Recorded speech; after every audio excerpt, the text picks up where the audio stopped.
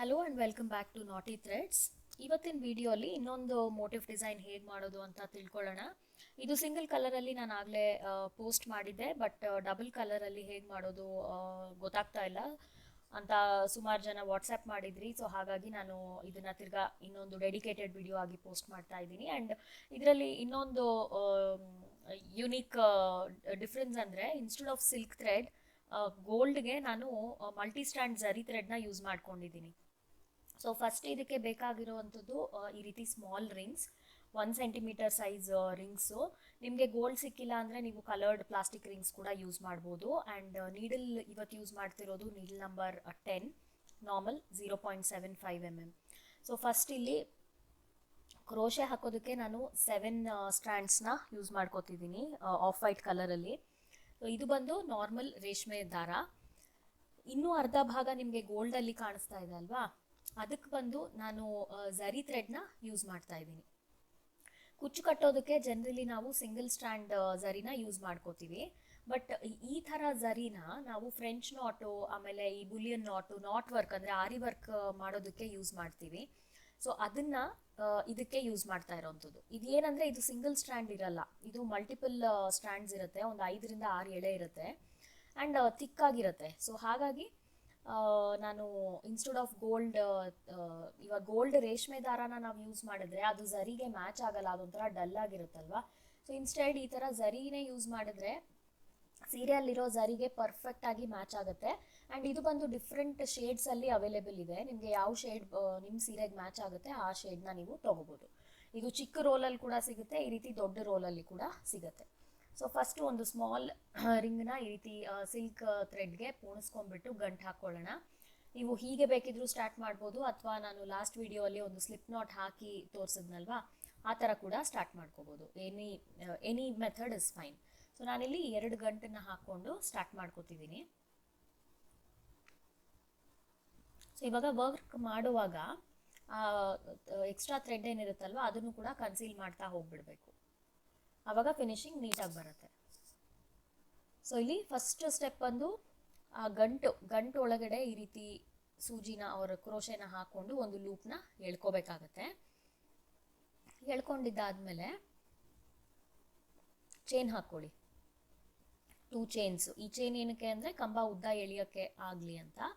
ಅದಾದಮೇಲೆ ಕಂಬ ಹಾಕೋದಕ್ಕೆ ಶುರು ಮಾಡಬೇಕು. ಸೊ ಇದು 1 double crochet, 2 double crochet. So ಇದು ಹಾಕುವಾಗ ನೋಡಿ, ನಾನು ಆ ಚಿಕ್ಕ ದಾರನ ಕೂಡ ಕನ್ಸೀಲ್ ಮಾಡಿಕೊಂಡು ವರ್ಕ್ ಮಾಡ್ತಾ ಇದ್ದೀನಿ. ಇದು 2ನೇ ಡಬಲ್ ಕ್ರೋಶೆ, ಇದು 3,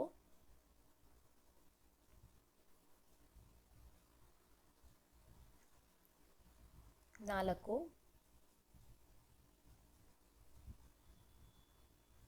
5,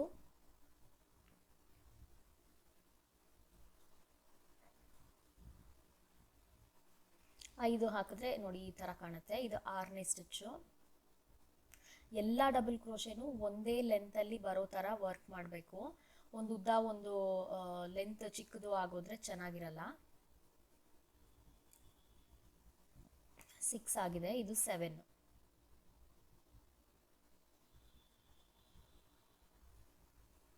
ಸೊ ಒಂದು ಅರ್ಧ ಹಾಫ್ ರಿಂಗ್ ಕವರ್ ಆಗೋಷ್ಟು ನಾವು ವರ್ಕ್ ಮಾಡಬೇಕಾಗತ್ತೆ. ಸೊ 7 ಡಬಲ್ ಕ್ರೋಶೇಸ್ ಹಾಕಿದ ಆದಮೇಲೆ ನೆಕ್ಸ್ಟ್ ರಿಂಗನ್ನು ಜಾಯಿನ್ ಮಾಡ್ಕೋಬೇಕು. ನೆಕ್ಸ್ಟ್ ರಿಂಗ್ ಹೇಗೆ ಜಾಯಿನ್ ಮಾಡೋದು, ಆ ರಿಂಗನ್ನು ಪಕ್ಕದಲ್ಲಿ ಇಟ್ಕೊಂಡು ಅದಕ್ಕೆ ಒಂದು ಸಿಂಗಲ್ ಕ್ರೋಶೇನ ಹಾಕ್ಕೊಂಡು ಜಾಯಿನ್ ಮಾಡ್ಕೋಬೇಕು.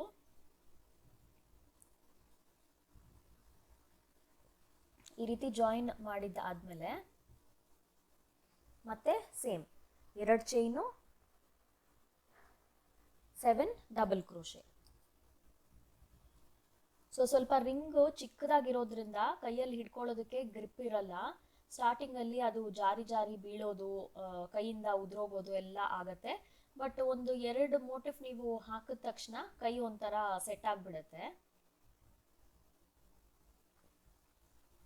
ಸೊ ಕೌಂಟ್ ನೋಡಿ, ತುಂಬ ಸಿಂಪಲ್ಲು. ಪ್ರತಿಯೊಂದಕ್ಕೂ ಆ 2 ಚೈನ್ ಆ್ಯಕ್ಚುಲಿ ಒಂದು ಕಂಬ ಕೌಂಟ್ ಮಾಡಿದ್ದೀನಿ. ಸೊ ಟೋಟಲ್ ಆಗಿ ನಾನು 8 ಕಂಬ ಲೆಕ್ಕ ಹಾಕಿರೋದು. ಸ್ಟಾರ್ಟಿಂಗಲ್ಲಿ 2 ಚೈನ್ ಹಾಕಿದ್ದೀವಲ್ವಾ, ಅದು ಒಂದು ಡಬಲ್ ಕ್ರೋಶೆ ಲೆಕ್ಕ. ಅದಾದಮೇಲೆ 7 ಸ್ಟಿಚಸ್ ಹಾಕಿರೋದು. ಸೊ ಟೋಟಲ್ ಆಗಿ 8. ಸೊ ಇದೇ ರೀತಿ 3rd ರಿಂಗ್ ಕೂಡ ಕನೆಕ್ಟ್ ಮಾಡ್ಕೋಬೇಕು.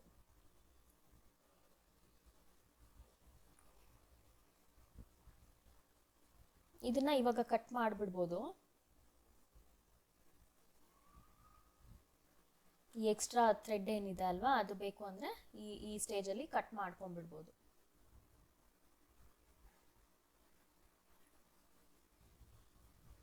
ಇವಾಗ ನೋಡಿ ಥರ್ಡ್ ರಿಂಗು ಸೇಮ್ ಮೆಥಡ್. ಮತ್ತೆ ಅದನ್ನ ಈ ರೀತಿ ಲೆಫ್ಟಲ್ಲಿ ಪಕ್ಕದಲ್ಲಿ ಇಟ್ಕೊಂಡು ಅದರೊಳಗಡೆಗೆ ಒಂದು ಸಿಂಗಲ್ ಕ್ರೋಶೆನ ಹಾಕೊಂಡ್ರೆ ರಿಂಗು ಕನೆಕ್ಟ್ ಆಗಿಬಿಡುತ್ತೆ.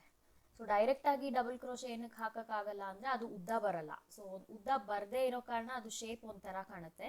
ಸೊ ಹಾಗಾಗಿ ಪ್ರತಿ ಸರ್ತಿನೂ 2 ಚೈನ್ ಹಾಕಿ ಡಬಲ್ ಕ್ರೋಶೆನ ಕಂಟಿನ್ಯೂ ಮಾಡಿದ್ರೆ ಅದು ನೋಡಿ ಉದ್ದ ಎಳೆಯೋದಕ್ಕೆ ಈಸಿ ಆಗುತ್ತೆ.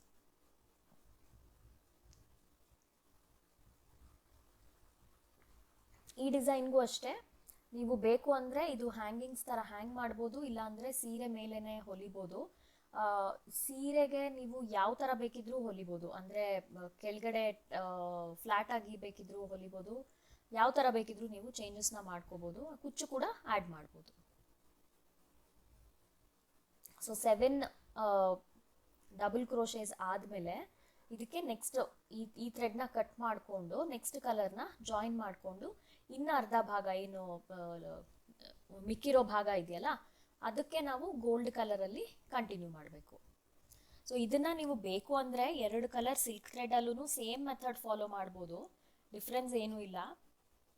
ಬಟ್ ನಾನು ಏನಕ್ಕೆ ಈ ಥರ ಝರಿನ ಯೂಸ್ ಮಾಡಿದ್ದೀನಿ ಅನ್ನೋದು ನಿಮಗೆ ಸಾರಿ ನೋಡಿದ್ಮೇಲೆ ಗೊತ್ತಾಗುತ್ತೆ. ಸೊ ನೋಡಿ ಇವಾಗ ಲಾಸ್ಟ್ 7th ಡಬಲ್ ಕ್ರೋಶೆ ಆದಮೇಲೆ ಒಂದು ಎಕ್ಸ್ಟ್ರಾ ಚೈನ್ನ ಹಾಕ್ಕೊಂಡು ನಾನಿಲ್ಲಿ ಈ ಥ್ರೆಡ್ನ ಕಟ್ ಮಾಡ್ಕೊತಾ ಇದ್ದೀನಿ. ಕಟ್ ಮಾಡಿ ಸೂಜಿ ಮೇಲಿರೋ ದಾರನ ಎಳ್ಕೊಂಬಿಡಿ.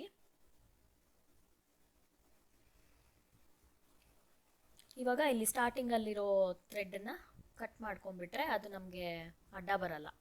ಇವಾಗ ಇದನ್ನು ನಾರ್ಮಲ್ ಆಗಿ ನಾವು ಹೇಗೆ ಸಿಲ್ಕ್ ಥ್ರೆಡ್ ಕಲರ್ ಚೇಂಜ್ ಮಾಡ್ತೀವಲ್ವಾ ಅದೇ ರೀತಿ ಇದ್ರದ್ದು ಎಂಡು ಮತ್ತು ಸಿಲ್ಕ್ ಥ್ರೆಡ್ ನಾವು ಇವಾಗಿನ್ನೂ ಕಟ್ ಮಾಡಿದ್ದೀವಲ್ವಾ ಅದ್ರ ಎಡ್ಜು ಅದು ಎರಡನ್ನೂ ಸೇರಿಸ್ಕೊಂಡು ಒಂದು ಗಂಟು ಹಾಕ್ಕೊಂಡ್ರೆ ಸಾಕು.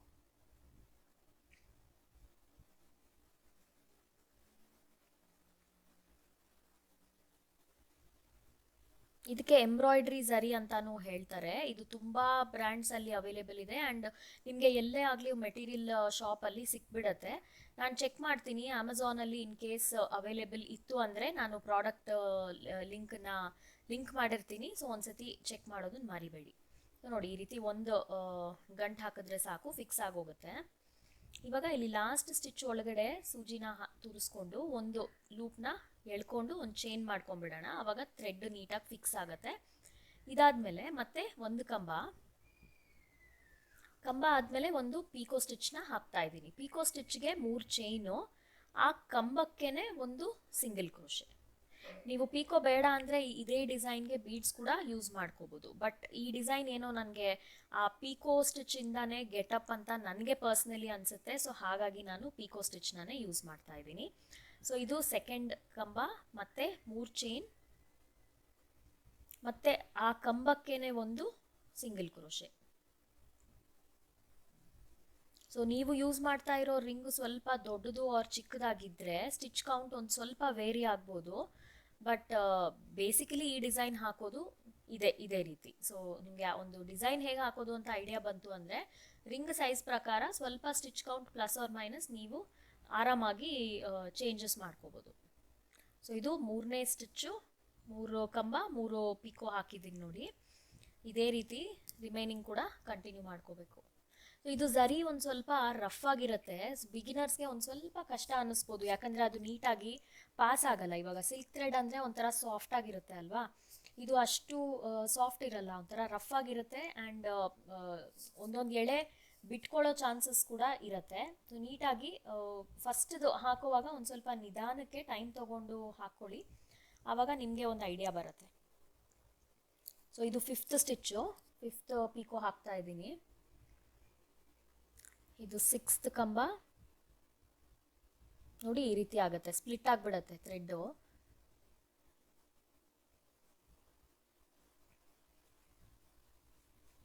ಮತ್ತೆ 3 ಚೈನು, ಒಂದು ಸಿಂಗಲ್ ಕ್ರೋಶೆ.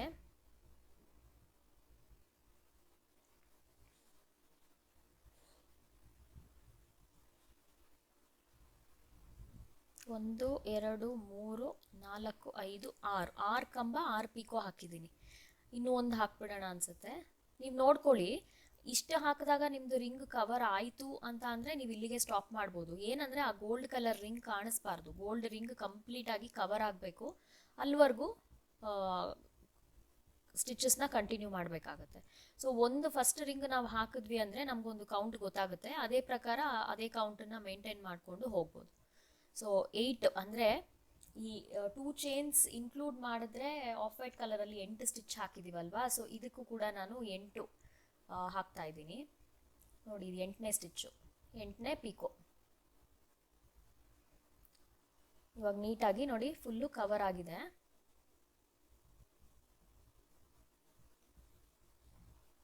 ಈಗ ಇಲ್ಲಿ ಆ ಅದು ಎಲ್ಲಿ 2 ಕನೆಕ್ಟಿಂಗ್ ಆಗಿದೆಯಲ್ಲ ಅಲ್ಲಿಗೆ ಒಂದೇ ಒಂದು ಸಿಂಗಲ್ ಕ್ರೋಶೆನ ಹಾಕ್ತಾ ಇದ್ದೀನಿ.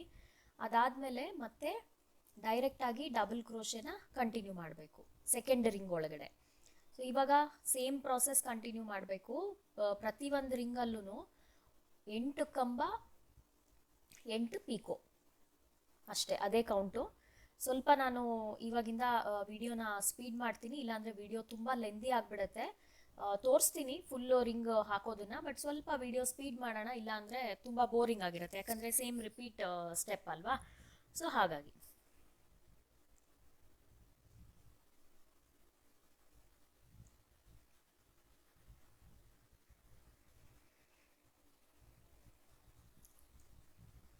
ಸೊ ತಿರ್ಗಾ 8 ಸ್ಟಿಚಸ್ ಆದಮೇಲೆ ಆ ಕನೆಕ್ಟಿಂಗ್ ಪಾಯಿಂಟಲ್ಲಿ ಒಂದು ಸಿಂಗಲ್ ಕ್ರೋಶೆನ ಹಾಕ್ಕೊಂಡು ಆಮೇಲೆ ನೆಕ್ಸ್ಟ್ ರಿಂಗ್ಗೆ ಸೇಮ್ ಕಂಟಿನ್ಯೂ ಮಾಡಬೇಕು. ಇಷ್ಟು ಮಾಡಿದ್ರೆ ಆಯಿತು, ಮೋಟಿವ್ಸ್ ರೆಡಿ ಆಗಿಬಿಡುತ್ತೆ. ಇದು ಕೂಡ ಅಷ್ಟೇ, ಈ ಮೋಟಿವ್ಸ್ ಸ್ವಲ್ಪ ಅಗಲ ಬರುತ್ತಲ್ವ, ಯಾಕಂದರೆ ನಾವು 3 ರಿಂಗ್ಸ್ನ ಯೂಸ್ ಮಾಡ್ಕೋತಾ ಇದ್ದೀವಿ. ಸೊ ಡಿಸ್ಟೆನ್ಸು ನೀವು ನೋಡಿಕೊಂಡು ಹಾಕ್ಕೊಳ್ಳಿ. 2 ಇಂಚಸ್ಗೆ ಬೇಕಾ, 2.5 ಬೇಕಾ, 3ಗೆ ಬೇಕಾ, ಅದು ನಿಮಗೆ ಬಿಟ್ಟಿದ್ದು. ಇದನ್ನು ಕೂಡ ಅಷ್ಟೇ ಕಾಟನ್ ಥ್ರೆಡ್ ಯೂಸ್ ಮಾಡಿಕೊಂಡು ಸ್ಟಿಚ್ ಮಾಡುವಂಥದ್ದು. ಸೊ ಫಸ್ಟು ಎಲ್ಲ ಮೋಟಿವ್ಸ್ ನಾನು ಹಾಕ್ಕೊಂಡು ರೆಡಿಯಾಗಿ ಇಟ್ಕೊಂಡ್ಬಿಡ್ಬೇಕು. ಅದಾದಮೇಲೆ ಸೀರೆಗೆ ಒಂದೇ ಸತಿ ಹೊಲಿಯೋದಕ್ಕೆ ಅನುಕೂಲ ಆಗುತ್ತೆ ಆ್ಯಂಡ್ ಕೆಲಸ ಕೂಡ ಬೇಗ ಆಗೋಗುತ್ತೆ. ಸೊ ಇನ್ ಕೇಸ್ ಯಾರಿಗಾದರೂ ಕ್ರೋಶೆ ಕಲಿಯೋ ಆಸಕ್ತಿ ಇದ್ದು, ಅಂದರೆ ಬರದೇ ಇರೋರು ನನ್ನ ವೀಡಿಯೋಸ್ ನೋಡ್ತಿದ್ರೆ ನಮ್ಮ ಪ್ರೊಫೆಷ್ನಲ್ ಕೋರ್ಸ್ಗೆ ಎನ್ರೋಲ್ ಆಗ್ಬೋದು. ನೀವು ಆನ್ಲೈನ್ ಪ್ರೀ ರೆಕಾರ್ಡೆಡ್ ಕೋರ್ಸ್ ಇದೆ. ನೀವು ಮನೆಯಲ್ಲೇ ಕೂತ್ಕೊಂಡು ನಿಮ್ಮ ಅನುಕೂಲಕ್ಕೆ, ಅಂದರೆ ಯಾವುದೇ ರೀತಿ ಫಿಕ್ಸ್ಡ್ ಟೈಮಿಂಗ್ ಆಗಲಿ, ಡ್ಯೂರೇಷನ್ ಆಗಲಿ, ಹಾರ್ಶ್ ಡೆಡ್ಲೈನ್ಸ್ ಆಗಲಿ, ಆ ಥರ ಎಲ್ಲ ಏನೂ ಇರಲ್ಲ. ನೀವು ಒಂದ್ಸತಿ ಪೇ ಮಾಡಿ ಎನ್ರೋಲ್ ಆದರೆ ಆಯಿತು, ನಿಮಗೆ complete course life time access ಇರುತ್ತೆ. ನೀವು ಯಾವಾಗ ಫ್ರೀ ಇರ್ತೀರಾ ಆವಾಗ ನೀವು ನಮ್ಮ ಆ್ಯಪಲ್ಲಿ ಲಾಗಿನ್ ಮಾಡಿಕೊಂಡು ಕೋರ್ಸ್ನ ನಿಧಾನಕ್ಕೆ ನಿಮ್ಮ ಸ್ಪೀಡ್ ಪ್ರಕಾರ ನೀವು ಕಲ್ತ್ಕೋಬೋದು. ಸೊ ಇವಾಗ ಇದು ಪ್ರೀ ರೆಕಾರ್ಡೆಡ್ ಕೋರ್ಸ್ ಅಂತೀರಾ ಹೇಗೆ ಅಂತ ನಿಮಗೆ ಡೌಟ್ಸ್ ಎಲ್ಲ ಹೇಗೆ ಕ್ಲಿಯರ್ ಮಾಡ್ಕೊಳ್ಳೋದು ಅಂತ ನಿಮಗೆ ಪ್ರಶ್ನೆ ಇದ್ದರೆ ಥ್ರೂ ವಾಟ್ಸ್ಯಾಪ್ ನಾನು ಡೌಟ್ಸ್ನ ಕ್ಲಿಯರ್ ಮಾಡ್ತೀನಿ. ಪರ್ಸ್ನಲಿ ನಾನೇ ಡೌಟ್ಸ್ನ ಕ್ಲಿಯರ್ ಮಾಡ್ತೀನಿ. ಸೊ ನಿಮಗೆ ಏನಾದರೂ ಕ್ವೆಶ್ಚನ್ ಇತ್ತು ಅಥವಾ ನಾವು ಆ ಲೆಸನಲ್ಲಿ ಏನಾದರೂ ಅರ್ಥ ಆಗಿಲ್ಲ ಅಂದರೆ ಥ್ರೂ ವಾಟ್ಸ್ಯಾಪ್ ನೀವು ನಿಮ್ಮ ಡೌಟ್ಸ್ನ ಕೇಳಿದಾಗ ನಾನು ಅದನ್ನು ಕ್ಲಿಯರ್ ಮಾಡಿ ಕೊಡ್ತೀನಿ. ಆ್ಯಂಡ್ ಎಲ್ಲ ಕೋರ್ಸಸ್ಸು ಅಷ್ಟೇ ಲೈಫ್ ಟೈಮ್ ಆಕ್ಸೆಸ್ ಇದೆ. ಕ್ರೋಶೆ ಅಂತ ಮಾತ್ರ ಅಲ್ಲ, ಪ್ರೊಫೆಷ್ನಲ್ ಆರಿ ವರ್ಕ್ ಇದೆ, ಶಟಲ್ ಟ್ಯಾಟಿಂಗ್ ಕೋರ್ಸ್ ಇದೆ, ಆಮೇಲೆ ತುಂಬ ಅಂದರೆ ಸುಮಾರು ಅರೌಂಡ್ 50 ಕೋರ್ಸಸ್ನ ನಾನು ನನ್ನ ವೆಬ್ಸೈಟಲ್ಲಿ ಆ್ಯಪಲ್ಲಿ ಪಬ್ಲಿಷ್ ಮಾಡಿದ್ದೀನಿ. ಲಿಂಕ್ ಬಂದು ನಾನು ಪಿನ್ ಮಾಡಿರ್ತೀನಿ ಕಾಮೆಂಟಲ್ಲಿ. ಸೊ ಒಂದ್ಸತಿ ಚೆಕ್ ಮಾಡಿ. ಸುಮಾರು ಫ್ರೀ ಕೋರ್ಸಸ್ ಕೂಡ ಇದೆ, ಮೇಕ್ ಆ್ಯಂಡ್ ಸೆಲ್ ಪ್ರಾಜೆಕ್ಟ್ಸ್ ಥರ.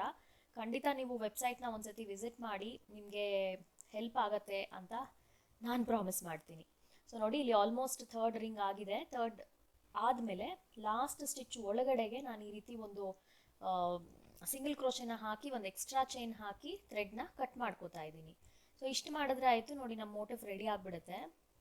ಆ್ಯಂಡ್ ಇದು ಕಲರ್ ಕಾಂಬಿನೇಷನ್ನು ಅಷ್ಟೇ ಒಂಥರ Onam sari combination, royal and elegant combination ಇದು ಎನಿ ಡೇ.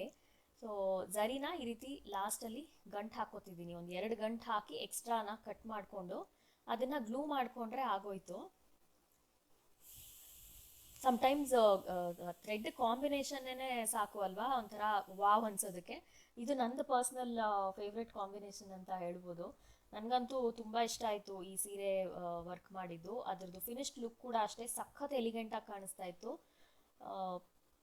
ಒಂಥರ ಖುಷಿ ಅನ್ನಿಸ್ತು ಈ ಕಾಂಬಿನೇಷನ್ ವರ್ಕ್ ಮಾಡಿ.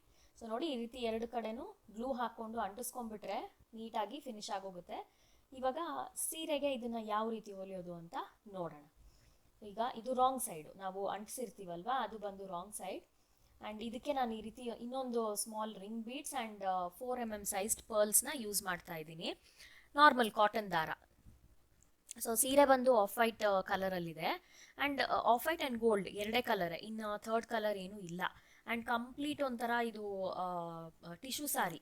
ಸೊ ಹಾಗಾಗಿ ನಾನು ಗೋಲ್ಡ್ ಸಿಲ್ಕ್ ಥ್ರೆಡ್ ಬದಲು ಝರಿ ಥ್ರೆಡ್ನ ಯೂಸ್ ಮಾಡ್ಕೊಂಡಿದ್ದು. ಸೊ ಇಲ್ಲಿ 3 inches ಡಿಸ್ಟೆನ್ಸಲ್ಲಿ ನಾನು ಹೊಲಿತಾ ಇದ್ದೀನಿ. 3 inchesನ ಫಸ್ಟ್ ಮಾರ್ಕ್ ಮಾಡ್ಕೊಂಡ್ಬಿಟ್ಟು ನೋಡಿ ಇದನ್ನ ಓವರ್ಲ್ಯಾಪ್ ಮಾಡಬೇಕು. ಲಾಸ್ಟ್ದು 2 ರಿಂಗ್ಸ್ ಇರುತ್ತಲ್ವಾ ಅದು ಓವರ್ಲ್ಯಾಪ್ ಆಗಬೇಕು. ಓವರ್ಲ್ಯಾಪ್ ಆದಮೇಲೆ ನೀವು ಎರಡನ್ನ ಸೇರಿಸ್ಬಿಟ್ಟು ಸ್ಟಿಚ್ ಮಾಡ್ಕೋಬೇಕು. ಒಂದು 2ರಿಂದ 3 ಸರ್ತಿ ಈ ರೀತಿ ಸೆಂಟರಲ್ಲಿ ಸ್ಟಿಚ್ ಮಾಡ್ಕೊಳ್ಳಿ, ಸೊ ದಟ್ ಅದು ಓವರ್ಲ್ಯಾಪ್ ಮಾಡಿರೋದು ನೀಟಾಗಿ ಕೂತ್ಕೊಳ್ಳುತ್ತೆ. ಇಲ್ಲಾಂದರೆ ಅದು ಸೆಪ್ರೇಟ್ ಆಗಿಬಿಟ್ರೆ ಅದರದ್ದು ಲುಕ್ಕೇ ಚೇಂಜ್ ಆಗೋಗುತ್ತೆ. ಸೊ ಓವರ್ಲ್ಯಾಪ್ ಮಾಡಿಕೊಂಡು ಈ ರೀತಿ ಒಂದು 3 to 4 times ಸ್ಟಿಚ್ ಮಾಡ್ಕೋಬೇಕು. ಅದಾದಮೇಲೆ ಒಂದು ರಿಂಗ್ ಬೀಡ್ ತೊಗೋತಿದ್ದೀನಿ, ಇದು ಸ್ವಲ್ಪ ಬೇರೆ ಥರ ರಿಂಗ್ ಬೀಡು.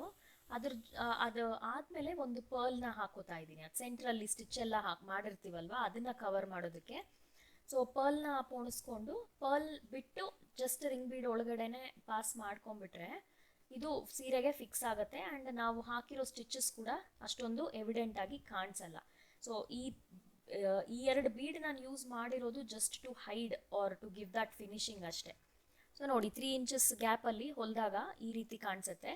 3 inches ಹೇಗೆ ಅಂದರೆ ನಾನು center to center 3 inches distance maintain ಮಾಡಿರೋದು.